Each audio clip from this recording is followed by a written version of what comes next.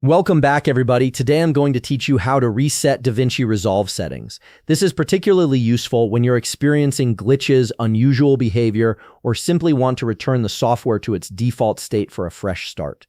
Let's walk through this process step by step. First things first, you'll need to open your Davinci Resolve application. Once it's launched and you're on the main interface, direct your attention to the upper left corner of the screen. Here you'll see the Davinci Resolve menu option. Click on it, and from the drop-down menu that appears, select Preferences. This is your gateway to all the customization and system settings within Davinci Resolve. Once you're in the Preferences window, look for the System tab on the left side panel and click on it. This tab contains all the core system-level settings that control how Davinci Resolve interacts with your computer's hardware and resources.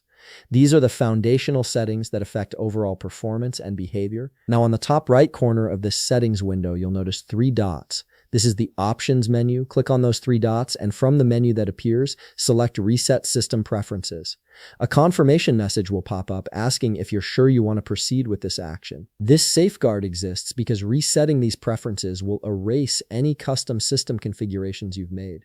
Go ahead and click Reset to confirm. Next, we need to reset the user preferences as well. Click on the User tab, which you'll find in the same left side panel where you previously selected System. The User tab houses all your personal workflow preferences, interface customizations, and project defaults. Just like before, click the three dots on the top right corner of the settings window.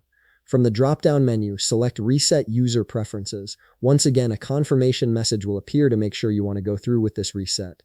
Click Reset to confirm your choice. After completing both resets, you'll need to restart the Davinci Resolve application for all the changes to take full effect. Close the application completely and then reopen it. When it launches again, all your settings will be back to their factory defaults. And that's it. You've successfully reset both your system and user preferences in Davinci Resolve, giving you a clean slate to work with.